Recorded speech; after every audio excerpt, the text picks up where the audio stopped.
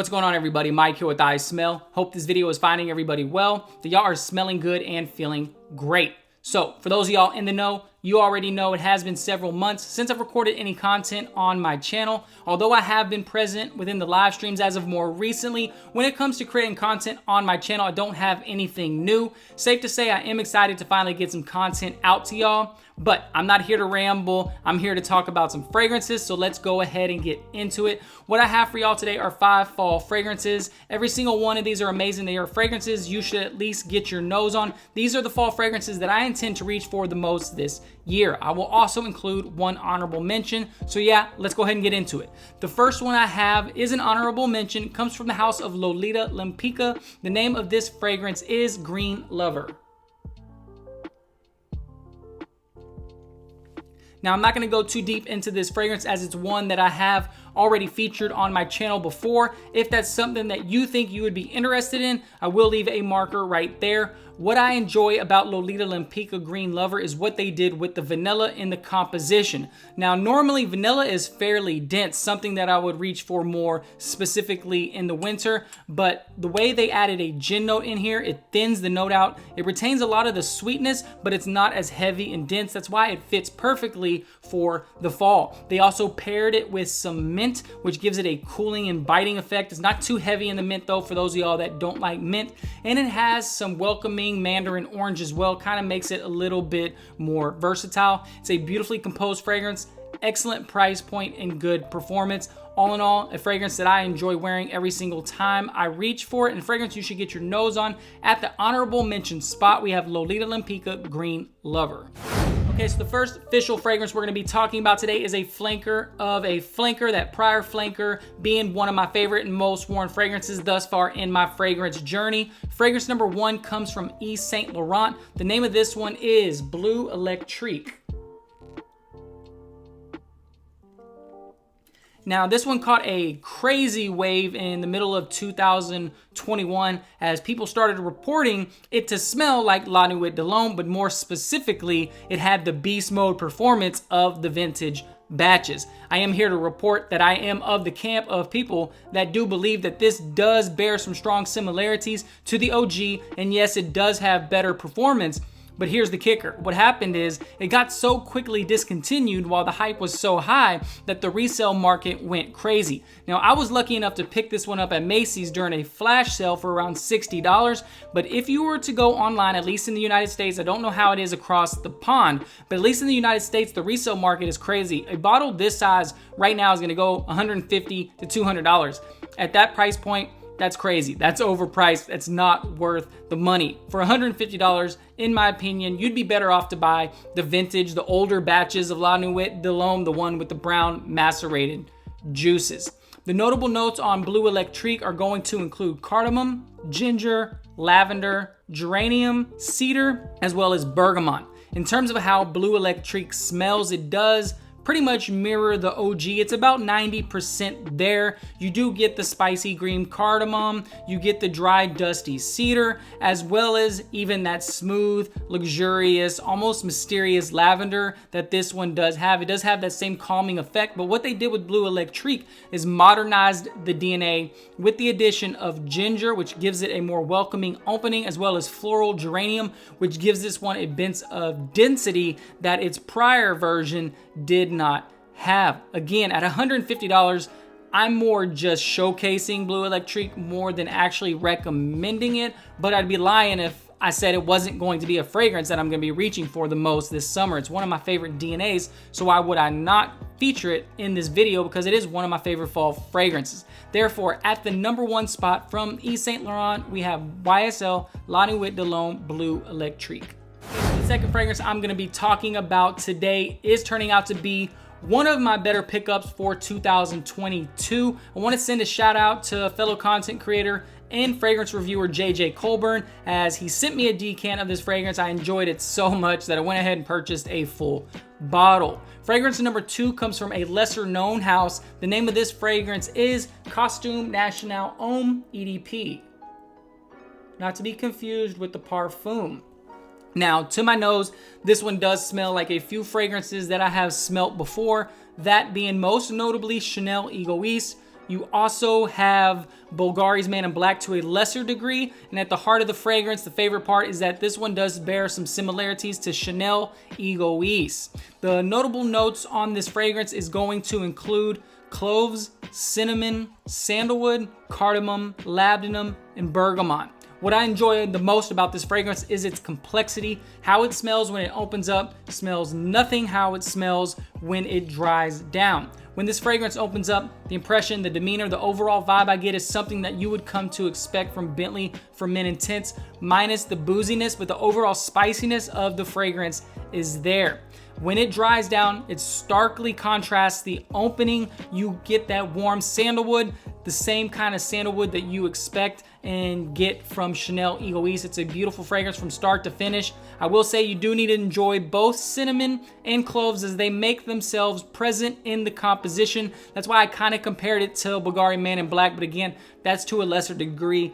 By no means does this smell like Man in Black. It's just the overall vibe you get. Listen, if you want a fragrance that smells like fall in a bottle, Thanksgiving in a bottle, you could even pull this one off in Christmas. You definitely get your nose on it. It has been recently discontinued, so finding a bottle can be kind of hard to find, but they are out there. Just don't pay more than $100. At that price point though, you're gonna be money. Definitely a fragrance I'm gonna be reaching for this fall. At the number 2 spot, we have Costume National Homme EDP. The third fragrance I'm going to be talking about today is one that I've had in my collection for well over a year. Nonetheless, I've yet to feature it on my channel as of yet, which is kind of a shame considering how good of a scent profile this one is. Fragrance number 3 comes from Carolina Herrera. The name of this one is CH Men Privé. So I was lucky enough to pick this one up in a local sale, like I said, about a year ago, for about $35. I knew that was a good price, but now that I recently learned that it was discontinued, it becomes even more of a steal, you guys. It smells amazing. The notable notes on this one is going to include whiskey, leather, tonka bean, grapefruit, benzoin, as well as spiced woods. When this one opens up, you get a whiskey/leather accord being blended with some very inviting citrus. It will move its way through some sweet tonka bean. It's not too sweet though. And then it does have that spiced wood dry down that I just mentioned.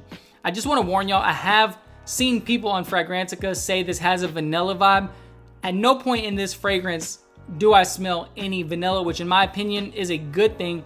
Having too much vanilla in this fragrance, or any at all, I do feel would take away from the rugged and masculine vibe that CH Men Privé does have. There is something going on with this fragrance that does have a bad boy vibe about itself, and I will agree that it's the type of fragrance that you could pull off at a date night with a leather jacket when it's very cold outside. I would not pay more than $100 on this fragrance, but I do see instances where people would pay it because I know some people use this one as a signature scent. It's a fragrance that I haven't been reaching for enough, unfortunately, but I'm gonna change that this year. At the number 3 spot from Carolina Herrera, we have CH Men Privé. So the fourth fragrance I'm gonna be talking about today is no stranger to the fragrance community, nor is it a stranger to my channel either, as I have already featured it on numerous occasions. If anything, it just speaks to the strength of this fragrance's popularity. Fragrance number 4 comes from Rojas. The name of this one is Rojas Mustache EDP. Not to be confused with the EDT, which is a summer release. Now, I'm featuring this one as it slates perfectly in the fall category for a couple different reasons. First off, I do believe it is too dense of a fragrance to wear during the summer due to that benzoin, but at the same time, it's not as dense as some of the more heavy hitters that people are going to be reaching for during the winter months of the year. It's during the fall weather when it's cool and crisp outside, that's where this one is going to shine. The notable notes on Rojas Mustache EDP are going to include benzoin, vanilla, rose, pink pepper, mandarin orange, as well as cedarwood. Basically, what you get with Rojas Mustache EDP is a warm and spicy, but also slightly sweet fragrance with vanillic, rosy, and boozy nuances in the dry down. If you're looking for a fragrance that is both masculine and elegant, look no further. This one is another one that caught a fair amount of hype over the past couple years because people were constantly saying that it smelled like YSL's Tuxedo. I did do a compare and contrast on my channel. Again, I will leave a link right there if anybody is interested. I am happy to report that as of the time of this recording, there are gratuitous amounts of bottles out in the wild if you want this fragrance, you should not pay more than $65 for a full-size presentation. At the very least though, get your nose on this fragrance. That way you understand why so many people hype this one up and feature it in their list. It's a great fragrance. It smells good and it's perfect for fall weather. Definitely a fragrance that I'm gonna be reaching for this year quite a bit. I do every year. At the number 4 spot from Rojas, we have Rojas Mustache EDP. Guys, last but not least, at the number 5 spot today is, out of all the fragrances I talk about, my most recent acquisition. I do want to give credit where credit is due, as Ross from TLTG Reviews is the first person I ever heard mention this fragrance. But I want to send a big shout out, big salute to the homie and fellow content creator Dedrick Hicks Jr., as he's the one who ultimately influenced my decision to pick this one up. Fragrance number 5 comes from the lesser known clone house of Alexandria Fragrances. The name of this one is ETE Sauvage Elixir. Now, it doesn't exactly take a rocket scientist to figure out what Alexandria was doing here. This one here right here is a direct reinterpretation inspired clone of Dior's Sauvage Elixir, and let me tell you, they absolutely nailed it. In terms of how it smells, the notable notes on Alexandria Fragrance's version of Sauvage Elixir is going to pretty much mirror Dior's. You're going to get licorice, cinnamon, nutmeg, sandalwood, grapefruit, and amber. It's not only close to Sauvage Elixir in terms of how it smells, it's also a beast mode performer. And I'm here to let you know, I'm here to report, not shilling, that this fragrance has garnered me multiple compliments on multiple occasions. It's a fragrance that people are inclined to like.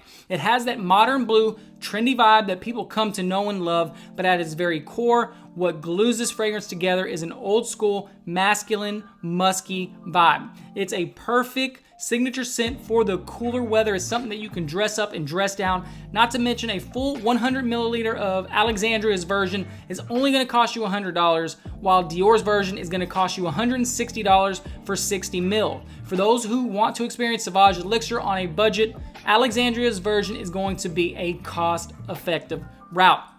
Listen, I get with these clone houses, it can be hit or miss, and more often than not, it's a miss. Not only that, it's not the easiest to sample these clone fragrances in these clone houses. So what people end up doing, taking the risk, blind buying, and then getting the fragrance, being disappointed, and then the fragrance either has to be resold or it just collects dust. So this is what I want to do. I want to send a decant out to one of my subscribers. Obviously, 2 things. You have to be subscribed. Also, leave a comment and let me know you would like to try this fragrance out. I'll ship it out to you free of charge. Just live in the United States.